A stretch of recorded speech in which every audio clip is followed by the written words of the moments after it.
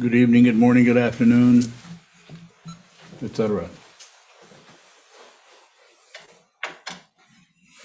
I thought I'd start out with blowing my nose. We'll get that out of the way.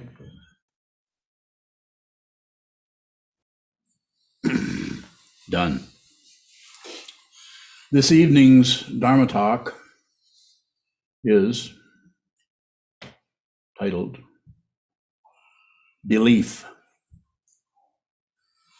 And this is something I've talked about. I might mention that quite a bit, quite often. Belief, assuming, acting as if something is true with no assurance that that actually is true, but it's just sometimes in some things it's just easier just to believe that and not really examine it closely, to look closely into each situation. Just like if we leave, there's a carryover that helps us. It gives us some continuity in terms of time and space and the apparent movement of our bodies through time and space, which I'm going to say something is pretty obvious to everybody, but it still, I think, should be pointed out because that's kind of the way belief tends to work. When we leave the kitchen and come into our living room, we believe that even though it's not in front of us, we believe the kitchen is still there. So, of course, because we go back and forth, and it's never missing. It's always there.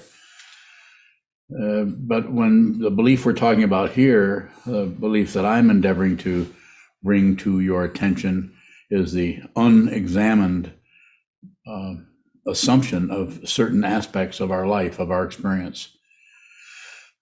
And the main one is belief that you are a separate person with some kind of basic choice and autonomy.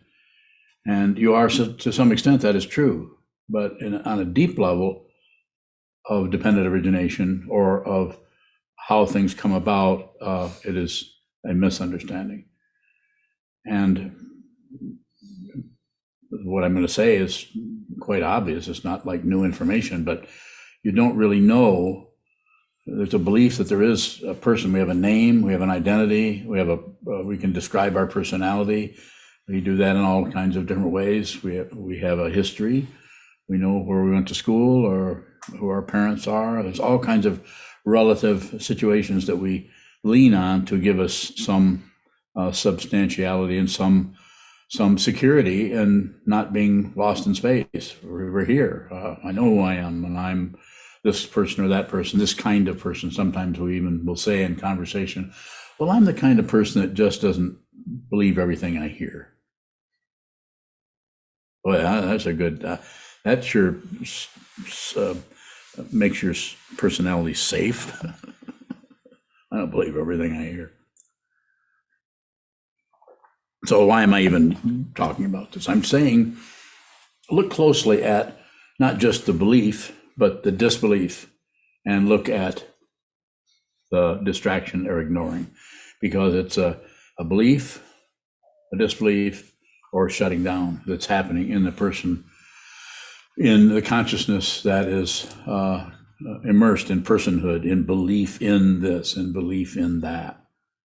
Even in Buddhism, we don't, if someone comes to you and asks you if or knows that you're a Buddhist or that you practice Buddhism or you study Buddhism, however you describe it, if someone says, well, what do Buddhists believe? You can actually say they don't believe much.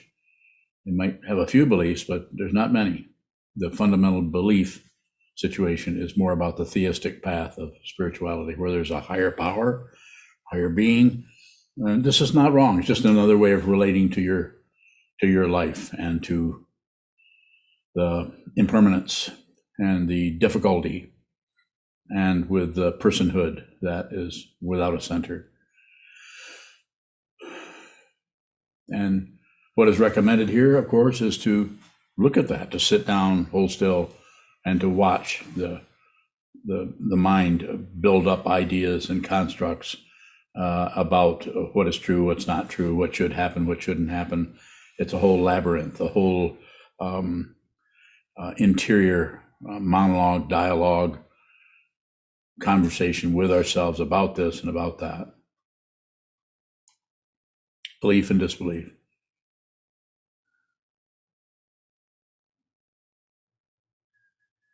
So the beginning of that is to see the extent, the degree to which you are operating out of a certain kind of fixation on some aspect of your personality. It might be fixating on something in such a way that you don't have to look at it. In other words, you have a way of ignoring certain things about your life where you just don't look at them unless something comes up and triggers that. So could be anything from jealousy to anger to depression. It could be resentment. Lots of other words that would describe negativity happening in the mind stream that causes us to be unhappy or confused. And so what's being said on the Buddhist path, as I've said so many times, and many people have said before I got here in different ways, is about awareness. It's about bringing the awareness in a very definite, direct, and precise way, bringing that awareness to the mind stream, to what is moving in the mind stream, because that's where all of this comes from. This is where your hands come from, where your body comes from. It comes from that state we call consciousness. We don't know exactly what that is. We don't know. Science doesn't know, even though they fiddle around in there and they go into the brain and try to put electric stimulation in there and then ask you what you saw. And you saw your mother at the ironing board in 1963 or something like that. Or probably not, because that's quite a long time ago. But it triggers, and that is somehow supposed to mean that your consciousness or your identity and all of that is happening in the brain. When that area, that organ is just a kind of a processing place to connect to the consciousness with this organism. That's the area where that is set up at. How do I know that? I don't know that. I don't believe that, nor do I disbelieve it. It is possible for in consciousness, if one has worked diligently and persistently, to see the way identity works in the consciousness, to get that self-centeredness in view, so you can see the way you push on some things, pull on others, and shut down on others. It's in the Yogacara tradition called the seventh consciousness, that paranoid part of the consciousness that thinks there is somebody that's in danger, needs protecting. You don't have to get rid of that. You don't have to get rid of your ego, of your self-centeredness or your narcissism. You just have to get it in sight so you can actually see that it is untrue. It's going to seem pretty true. It's going to seem very true. Sometimes the emotions that are attendant upon that grasping or fixation on a self are so intense that we just believe that we are someone who has been put upon, who has been mistreated, who has been all of the other things that show up, disrespected, and so on. It's not that doesn't happen relatively. It does, but who you are is not just a relative organism hanging out on a big ball of dirt in the middle of nowhere. There's much more to this lifetime than just the body-mind. The receiving part of the mind, the seeing, smelling, tasting, touching, and even thinking part of the mind. So belief, how do we work with that? When I say don't believe, don't disbelieve, don't ignore, look away, what I'm asking you to do fundamentally is to look at the way you take certain things for granted. Don't change them. Don't necessarily cut into them with some kind of a mental monkey wrench, but just look at the way you grasp at some things as being true. Sometimes that's more accessible or more possible to do that when not much is happening in the mind. When you're sitting, your life is going fairly well, you're sitting in your meditation hall or room or at the end of your bed or wherever you're at, wherever you're sitting, holding still and practicing awareness, practice, meditation, shikantaza. Sit down, hold still, observe. Sit down, hold still, observe. Observe. Sit in a symmetrical posture and just observe what continues to arise in without particular symmetry to it, but it's always off center some way. Don't meddle with it. Don't try to correct it into some kind of perfect understanding or perfect your idea of samadhi or enlightenment. Do nothing with it. Just observe it. Just observe the difficulty, no matter how mixed it is with emotions about it or negativity or things that feel like they don't belong or you shouldn't be feeling this way. All the commentary that can come up with that.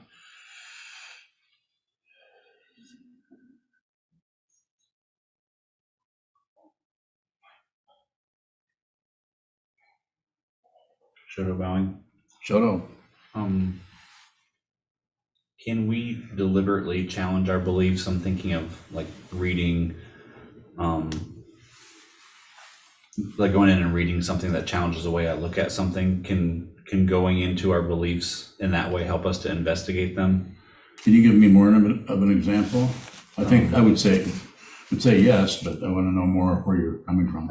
I'm thinking of some of the history books that you might bring up that have really like ways that we aren't taught in our school about things that we did in the past, but to go in and look at some positions that challenge the way that we're relating to like a social issue. I'm not sure where you're going with it, but yeah, you mean should you read? Yes. Is going into it like deliberately with an activity like that a way to investigate those beliefs? I feel that it is, yes. Every way that you can. This is why we study. We don't just go to a mountaintop and just look at a wall the rest of our life. We do that. Then we also return to the wall. We return to the teacher, return to the teaching, what is being taught, not only by this teaching situation or this person, but down through the centuries. Look at all of those who understood the Buddha's Dharma, practiced meditation, studied these teachings, and were able to teach out of it. The 30 verses of Vasubandhu, the works of Dogen Zenji, which you were studying today, and they didn't know each other. They were in different centuries, but what they're saying is very similar, said in different ways through their personal understanding. So, what else? Is there some area that you're thinking of that? I mean, should you read The Nation, or would it be better to read? What are you thinking of? New Yorker? Yeah. Should I read The Nation or should I read The New Yorker? Read both of them, especially the cartoons. But Shodo bowing. I guess what I'm asking is there a risk of just becoming callous or just learning to tolerate things by going into it that way? I don't think so. The most important thing could be generally for anybody who's listening to me, the most important thing for you to do might be, one of the things you could be doing is, I don't know, I don't recommend that you join the Peace Corps, but maybe you're already motivated to do that. Maybe you're a young person, you want to do that. I don't think that's a good idea. So, but I wouldn't stop someone, even if they were a student of mine. If they were saying, no, I think I really need to do that, then I would say, just make sure you practice a lot. Train your mind. So anything you do run into there is, because you won't know if you have a clear mind, because a clear mind is full of confusion. Very nature of clarity is confusion. If you don't understand, then ask more questions. Sit more. More? No, thank you. So the ego mind will try to take confusion, because the ego mind needs a credential. It needs to know what it's talking about and what's right and what's wrong. Quite often we'll say to ourselves or in a conversation, well, do you think that's right? Or is this right? Or is this good or bad? Is this good or bad? Or is that good or bad? It sounds like a perfectly reasonable thing to ask someone in the social structure or in our family, but don't settle that quickly for anything. Look at it and have a willingness to receive the first teaching of the Buddha. As I've said, probably maybe hundreds, but at least dozens of times. The first thing the Buddha said, as far as we know, is life is suffering. This is not nihilism. It's not negativity. It's not a downer. It's just true. It's true. And if you begin to train your mind and begin to slowly, over time, watch what arises in the mind stream, and it can be any number of things. Some people have very little negativity arising in their mind stream. They might not have anything ever show up as a strong negative kind of situation for their life. And some people are fundamentally suffering constantly by otherness, by a parent this or the parent that, or this or that. So life is suffering. It's difficult. Our nerve endings are being abraded by all kinds of things all the time.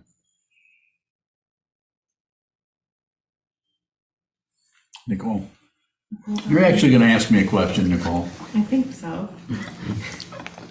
Is this the first question she's ever asked me in, 15 years now it's been? No, it's only been 15 months. Go ahead.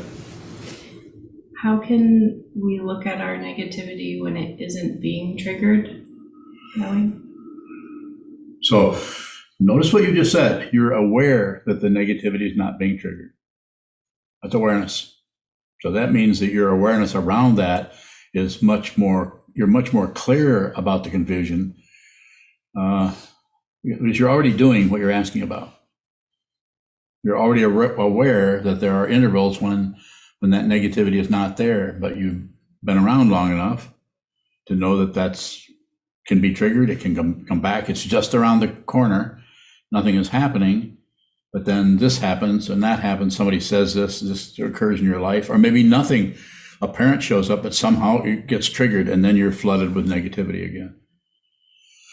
This is why it's so important, and I'm biased here, to spend a lot of time doing nothing but observing. And not much will happen there. It gets more and more to ego, it feels kind of useless. And the ego will try to talk you out of meditating by saying, this isn't getting anywhere. Maybe you better find another way to train your mind. You're not really understanding yourself more deeply. The ego is always using some kind of credential situation to undermine your wisdom. The two things they were even called the bandits of hope and fear. Because the bandits of hope and fear, hope for something better and fear of something worse, those two are not separate, and they team up and steal your wisdom by scaring you or enticing you into otherness, enticing you to do something that really wouldn't have to do. Don't do anything unless you have to. It's a powerful teaching. It's very simple, very direct, but it will help you hold your seat, and it will help you mind your own business more. Nicole Bowing, should we, if I know it's right around the corner, I have a tendency to want to look at it when it's not showing up so I can be prepared. That would be all right. That would be all right. As long as you're doing sitting meditation, then this is just my way of talking about it. I'm not saying there isn't some other way that I don't know about. But from my understanding, yes, you can do that. You can bring something into the mind stream in order to look at it or to contemplate it, if you're already doing a fair amount of meditation. When I say a fair amount, it's different for everyone, but generally an hour or more a day, an hour or more, an hour to 2 hours a day. And that would be outside the monastery. In the monastery, probably should be more than that. Yes, sir. Questions from YouTube. This is from James. Yes. He says, I enjoy studying the sutras and reading Zen books. I was told not to study the sutras too much, but I find it important for my practice. What is your advice on this? Thank you so much. When somebody tells you not to do that, I don't know who's telling you. Is this your teacher that's telling you? Do you have a teacher? If their teacher's telling you not to do that, then don't do it. If you have a teacher. If you don't have a teacher, it might be good to look into that. And I'm not here promoting this person as a teacher particularly. To respond to the question generally, I would say, why wouldn't you read the sutras? If you're studying Buddhism, then that's one of the places you would look. Sutras, commentaries on the sutra, Lankavatara Sutra, Samdhinamocana Sutra, Heart Sutra, Diamond Sutra, all the Prajnaparamita literature, all the works of Dogen Zenji. You should study. If you're studying Zen, you should study all of that. Not to mention Vasubandhu and the early texts of Buddhism. It's good to get familiar with some of those. You don't have to read all of them because there's a lot of them, but read. You should read them. That's how it looks. But if you have a teacher and he or she is telling you otherwise, then you might want to take it to them and say, well, why? Or maybe, are there some that I can read? Or could just find out why you're being told not to read sutras. That's kind of an odd thing, I think. Seems odd. Yes. Sort of bowing. That question is just reminding me, I think it comes up in Dogen where some people teach about the transmission beyond the scriptures. So what is that transmission that's not within the sutras? It's if I'm understanding what you're asking about, it's just direct transmission from the teacher.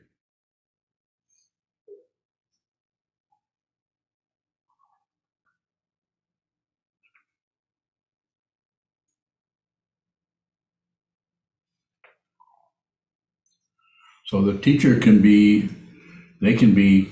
pointing this out all the time, but you have to see it. You have to see what is being pointed at. In order for the teacher to be able to point, there has to be a student to receive that. It's mutual. More? There's another question. Go ahead. Who's it from?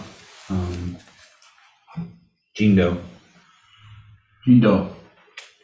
He asks, I heard in a talk somewhere a belief is just confidence without clarity. Would this be a good way to describe it? No. You didn't hear it from me. And if you did, then I was wrong. No, it's not. It's a conditional confidence. And then probably the clarity that is there. Not that we couldn't take what was just said and fool around with that and get it to show up as in some way accurate, but I would rather do it this way and say, no, it's conditional confidence based on some kind of need to stop looking at something. Because when you look at it, it looks more and more and more confusing. So that aligns a little bit with what you're saying there. But it might be better to look at it more closely than that. Look at the actual confusion and not jump to some kind of confidence about it, some kind of a belief that this is belief. Belief covers things up. If you believe something is true, you stopped investigating. You just operated out of the belief. More? Jindo?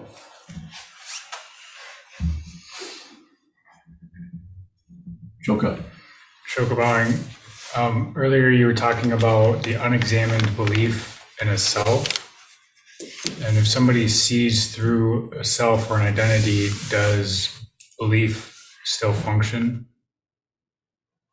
There could still be a grasping there, but it's very conditional and dependent on each individual and the karma that you're showing up in this world with. So there can still be a feeling that there's some being or some central consciousness happening there, but you at the same time see that it's unreal. You see that it's not substantial, and it's just a knee-jerk belief. Quite often it'll happen, it'll show up as, if you're beginning to see through the self, which is the first Bhumi, Pramudita, I think it's called. And if you're beginning to see that there's no solid being that is threatened or can get anywhere, there still can be some kind of remnants or pieces of that somehow. I don't know if that would be a good, so it can still be there depending on all kinds of other things, but it's you could say that it's becoming to be clear, but it's not complete yet. There's still more work to do. You want to still looking at it as an idea about no self rather than the actual no self. The actual no self is devastating to the ego. And if the ego has not been devastated, then there's more to be done, more to be seen. And then when that's seen through, then we have to begin to see through other, which is very, very magnetic and convincing and magnetizing and seductive. The otherness, the otherness.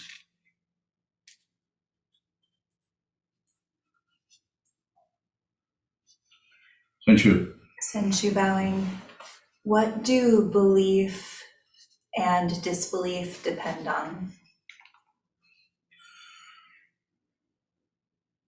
Hope and fear, relative that and attachment to something, some other, or attachment to detachment. In other words, attachment to something you want to get rid of. I can't stand this anymore. I can't take this anymore. This has got to go. I got to change this. Or I need more of this. I can't get enough of this. I'm getting some, but I still need more. I deserve more. I need more. I should be getting more. Other people are getting that. Why am I not getting it? I'm just making up a few, but it's like that kind of polarity that has to do with what? With craving, with lust on some level sometimes, and just a deep desire for control or for power. A lot of people are just so hooked on needing power that they'll trample all over a lot of people in order to feel powerful. This is a temporary situation. More?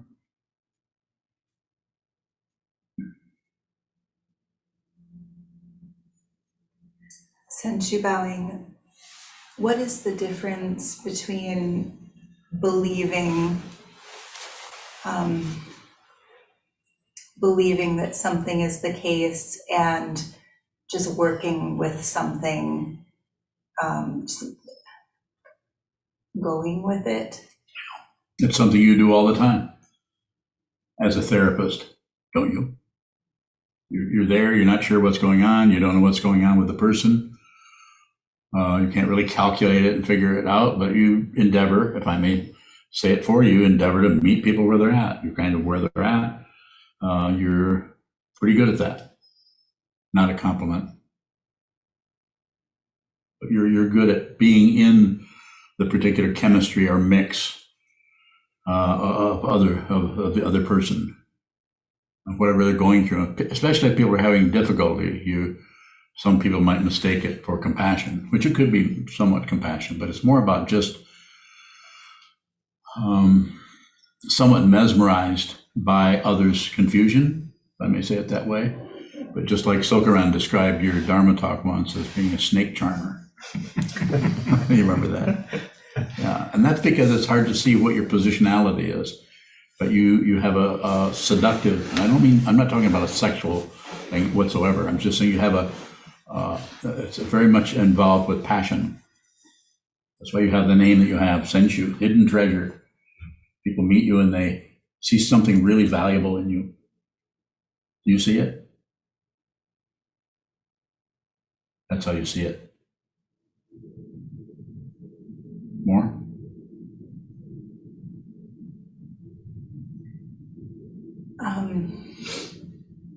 What is the difference, though? Between what? Belief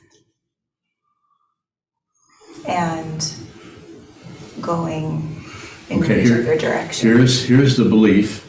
I believe this or believe that, or you name it. You lock down on it. You believe the person you're talking to is crazy or nuts, or the situation, or you think that you're crazy, or you lock down on something in some way. And you might lock down, but not for very long. just your style. It's your way of working with things.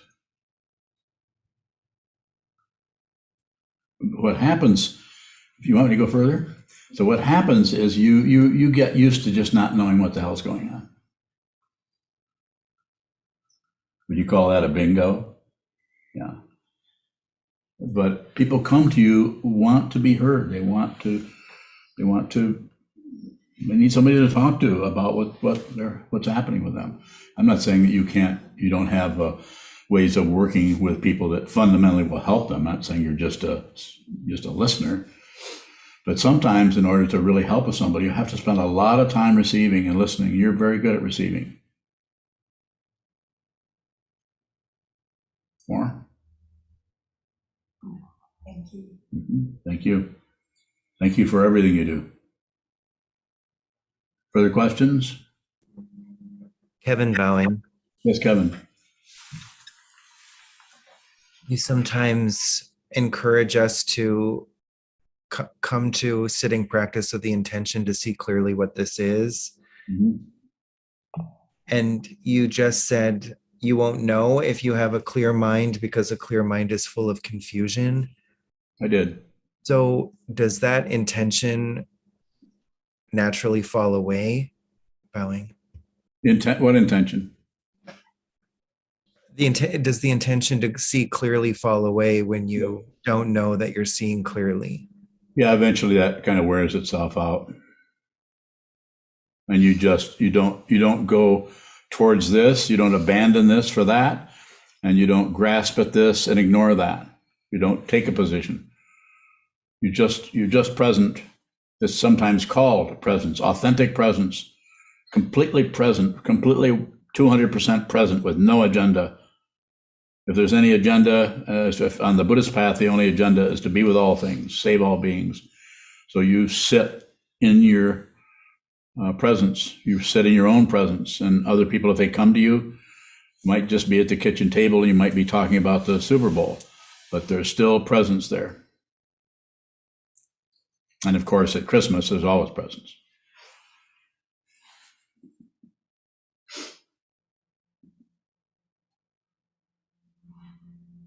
Yes, sir. Shoulder bowing. What's the difference between meeting a situation where it's at and agreeing with where a situation's at? Good one. So to meet a situation where it's at is to neither agree or disagree or look away. Again, we're back to grasping, rejecting, and shutting down, or belief, disbelief, and ignoring. So it's just to have a willingness to just be with whatever's arising without having to have any kind of description, validation, judgment to reinforce the fearfulness of a self that is unreal, that is terrified of not knowing where the hell he or she is at any given time, in any given situation. Especially if you're around people who are grasping at their mind stream in such a way that they have beliefs, opinions, and judgments of you and of everyone else based on relative truth, which they are not only enamored of, but are addicted to. And when you start to float away on your meditation cushion from that grasping, rejecting, and shutting down, you begin to enter a dynamic where there's less and less reference point. And the ego mind will keep shouting at you, you can't do this is not going to work. You need to find some kind of you need to have an opinion. You need to find a reference point. Is this right? Is what I'm doing right? I'm feeling more and more left out, more and more lonely, more and more and more. This can't be right. So what do you think besides thoughts? More? Go ahead.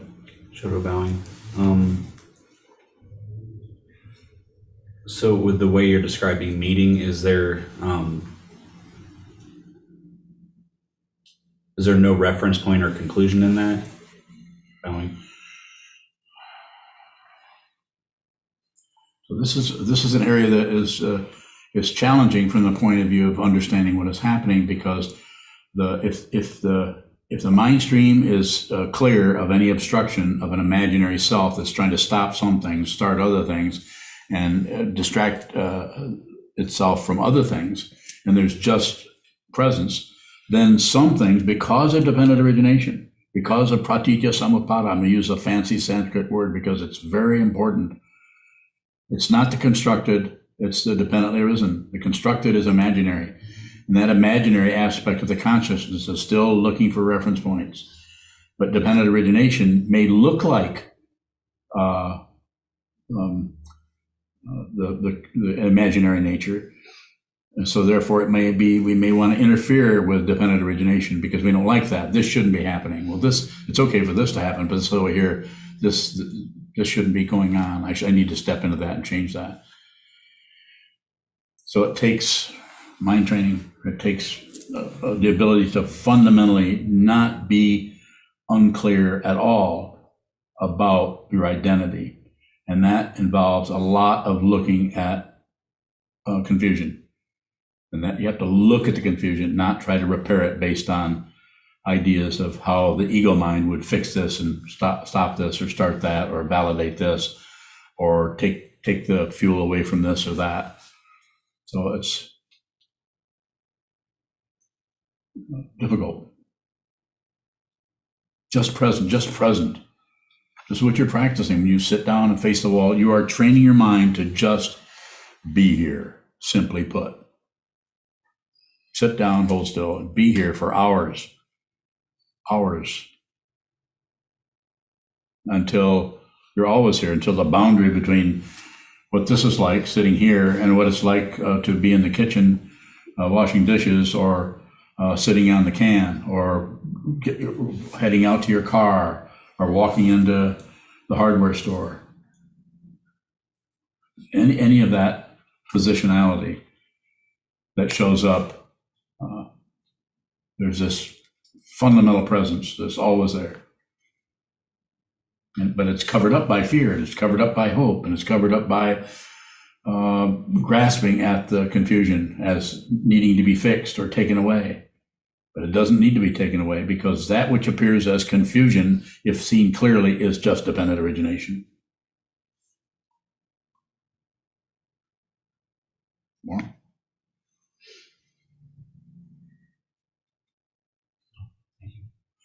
Further questions, especially on Zoom, from anyone who's out there in the distressed areas of the world, or maybe happy and peaceful areas?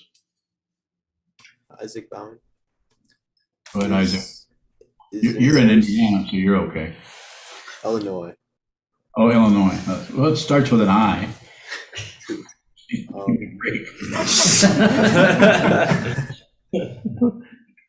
Is embarrassment an indicator that I should look somewhere that is pointing to bowing? Good question. And it would it'd be somewhat dependent on how that's coming about, but just be embarrassed.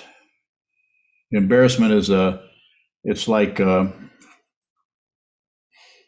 not coming up with a good image, but it's like just suddenly discovering you need a bath kind of thing. It's kind of embarrassed. Oh, I didn't realize that I was missing out on something that I was. So maybe that metaphor, that image doesn't work so well, but it's like that kind of embarrassment of missing something or not being up to date on something or being left out can be embarrassing. And just realizing how self-centered you are and that you can't stop it. You can't get rid of narcissism. It won't go away. It's unreal. So you can't just stop being egotistical, self-centered, because it's unreal from the get-go. What do you have to do? You have to actually see that is a concoction, that is imaginary. There is no solid being. Even this body-mind, which keeps reinforcing the five skandhas: form,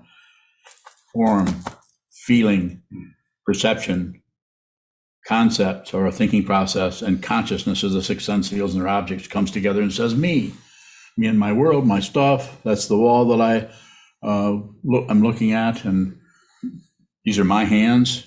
Look at the back of your hand. Go spend 10 minutes looking in the mirror. Where did that come from? How did that? It was something we just say, me, it's my hand. but we only go back so far.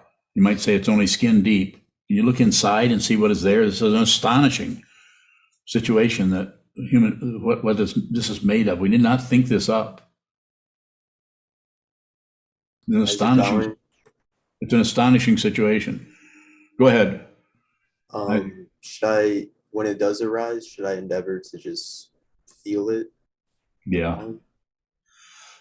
I wouldn't do much with it. And I wouldn't necessarily crank it up or look for why or do anything with it. I'll just feel the texture of the feeling. Just feel that. However that embarrassment feels. It won't last it will tend to persist if you push it. It will persist if you validate it or justify it or explain it or blame someone, yourself or anyone else, or try to fix it or correct it. Or if you ignore, shut down on it, look away and distract yourself from it in some way, it will tend to persist. And if it doesn't persist, it'll go around the corner and wait for that trigger to come again. But if you just feel it, if there's just a very simple understanding that just receive, just give everything your attention. And it's like the world is trying to give you what this is all the time. And yet we shut down in our little isolated cabins or a little, it's like being in a canoe, only it's upside down.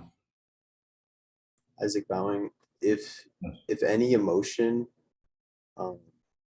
passes quickly, or the quicker it passes, is that an indicator that there's less pushing, pulling, and ignoring? No, it's just an indicator that things are going faster. Anything that happens doesn't mean something else. If it does, then it's just like you're getting on a merry-go-round, because it'll go round and round and round. Everything that happens is direct right now, and there is no future. There's no past. It's just this all the time, everywhere, all the time. And even to say, go ahead, please. How do I see that? You're looking at it. If you're sitting down facing a wall, not that I'm have anything to promote particularly, but I would say you asked me the question, so I'm saying train your mind to see it, and it's just a matter of continually come back to the Buddha, the Dharma, the Sangha, the teacher, the teaching, and the community, and of course, train your mind. Sit down, hold still, and watch the movement without adding to it, subtracting from it, or ignoring it.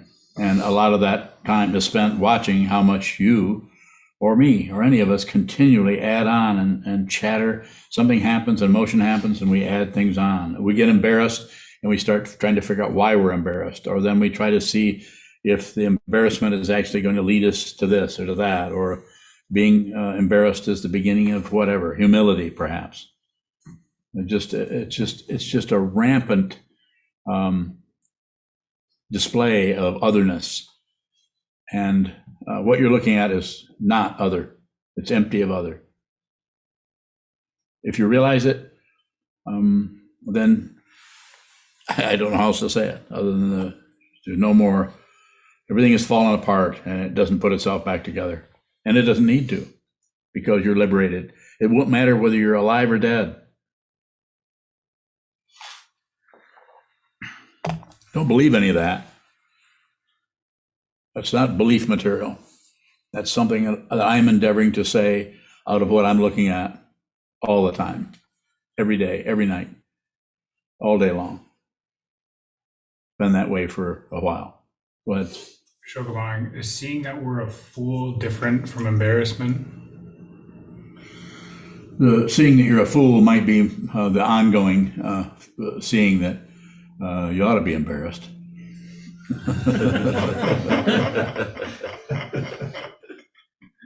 Not just you.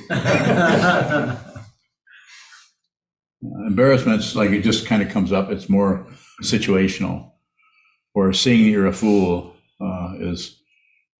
it's always there. That kind of the fool part comes from realizing there's no way you can know what this is. And anytime you endeavor to control or bet on something or any direction you go with this, other than to observe the vow as a Buddhist, a practitioner, a student of Buddhism, whether you're a monk or not, just a student of this teaching, whether you're ordained or whether you receive precepts.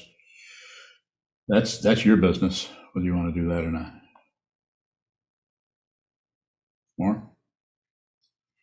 So what happens, if I say, what happens is eventually the fool, there's still a fool there, but it's unreal. So even the ego is unreal. And when one began to see that one was a fool, which is ego, seeing that it's a fool, then that falls by the wayside. And the only time those things resurrect themselves or come back is when they are part of dependent origination. When you have a student come in front of you and ask you a question about the nature of their mind, all of that is available. Every crazy thought you've ever encountered in this lifetime or any lifetime comes up to fundamentally serve that person. Whether they know it or you know it, it doesn't come up as some kind of a credential or some kind of a big, huge storage unit full of upaya or skillful means. It happens spontaneously. More? Mr. Fool? Thank you for the question. Yes. Question from Chris Smith. Chris? He asks, I went under psychosis and now I feel like I'm stuck in a trap, but with a destroyed character. I feel I'm missing a piece. Can you explain further? I have no idea. You're quite a description. I'm not sure what you're asking me. Are you using a psychiatric term, psychosis? What else did he say? He's trapped in a what? Says, I went under psychosis and now I feel like I'm stuck in a trap, but with a destroyed character. And he wants me to explain what that means? Or I feel like I'm missing a piece. Can you explain further? I'm very biased in this area, what the piece I think you're missing. And of course, I'm biased. I'm only doing this because of what I've been doing for the last half a century. The way it looks here is you need a teacher, not me.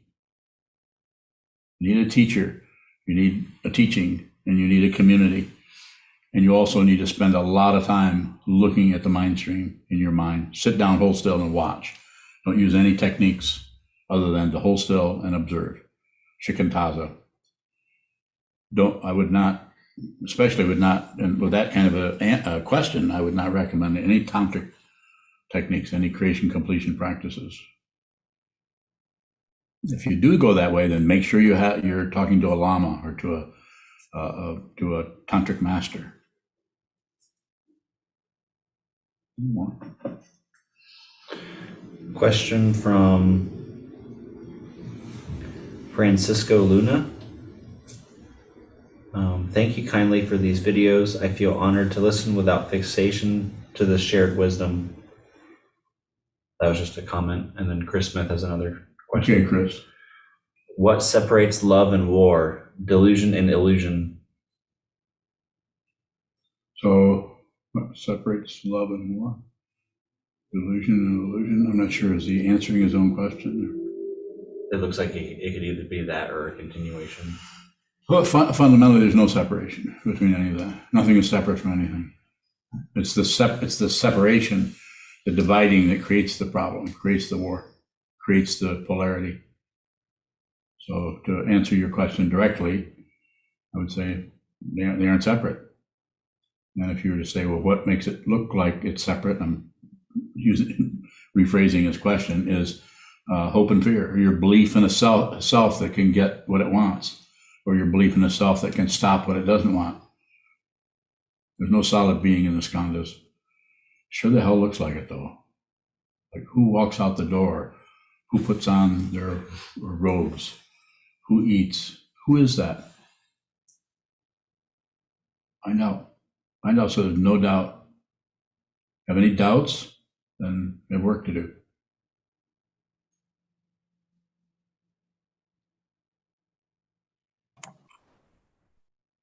Even your doubts shouldn't have any doubts.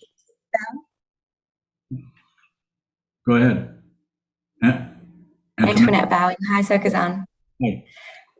I'm finding that through my practice, although I've known myself as someone who can come to action fairly quickly, the more that I practice, I'm finding myself more and more in inaction. And to give an example, every time a question arises, I feel like the answers that are coming from other questions being asked are answering my question, and my initial question is dissipating, it's kind of disappearing. So my question is, why is it that I'm feeling this inaction the more that I'm practicing? Did you say you're feeling inaction? I'm feeling inaction or the inability to act, or there's no desire to act, it's going away. So what I would do is I wouldn't go to the why question, because that's a circular. It's a why, because, why, because, why, because. But I would say, what is that? A what question about that? It is just showing that the impulsive part of perception is starting to run out of energy. It's so there's less impulsive action and more action based on something you absolutely have to do. So you're fine. Just continue to slow down.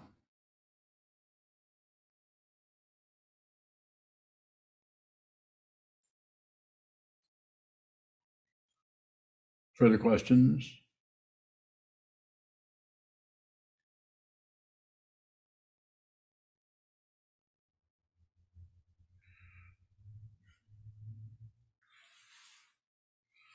It's time to leave anyway, so. I'll take one final question, as long as it's from Kozan.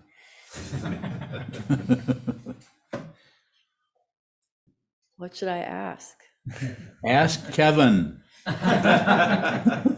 Kevin, what should I ask?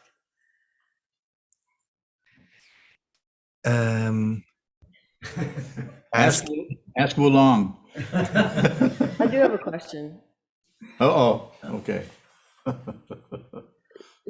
So you were talking about your awareness, and some realized teachers talk about awareness when they're sleeping. Are you aware when you're sleeping? Yeah, I'm aware of my dreams. Sure. How about in non-dreams? But it's not awareness in the way that we conventionally think of awareness, like awareness of an object. So it is a kind of awareness, but it's without an object. So you might say, well, how do you know you even have it? And I would say, keep sitting. It's another way of talking about this is that it is unconditional confidence in what this is. You're not separate from it anymore. You're no longer separated into a little organism called a human being. You're also not,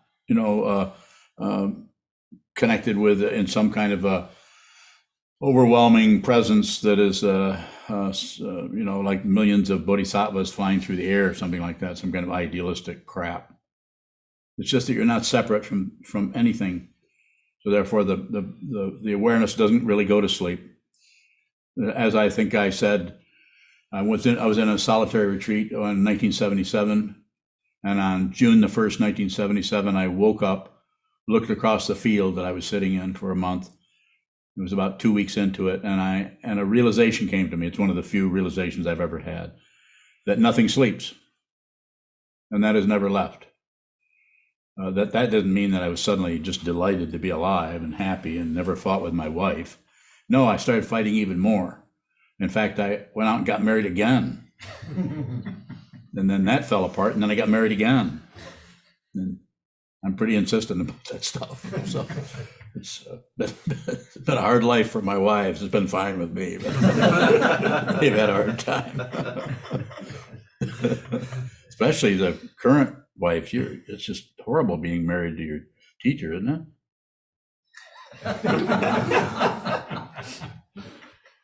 It's my dream come true. He says it's her dream come true. You just got a new haircut. You should stand up here and let everybody see your haircut. It looks really good. So You have another question? Who does? Francisco Luna. Okay, Francisco, go for it. Teacher, what is lucidity of mind? It's seeing the confusion with great clarity. It's like looking in a garbage pit. It's like looking at a pile of snakes. It's like looking at your worst nightmare, without running away, without grasping, and without shutting down. This is lucidity. And you can do this. You asked me the question, that's what I'm looking at. You can do it. Transcend this world, not by leaving this world, but by seeing what this world is. See what it is. It is passion, aggression, ignorance. It's the 6 realms. If you see it, there won't be anything left to do. I guess I knocked that one out of the park, didn't I?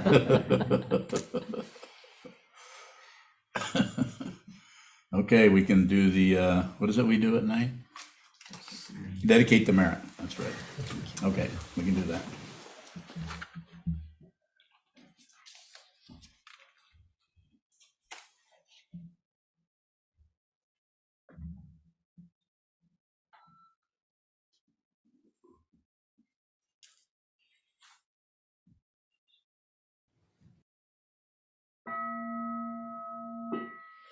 May merit this penetrate into all places, so that we and every sentient being together can realize the Buddha's way. Jiho Sanji Shifu Shison Busamo Kosa Moko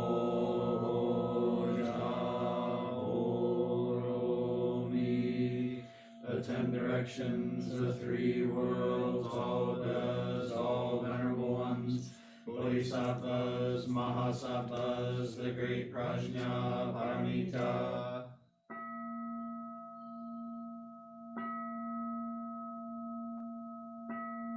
O Buddhas and Bodhisattvas of the 10 directions and the 3 times, please hear us.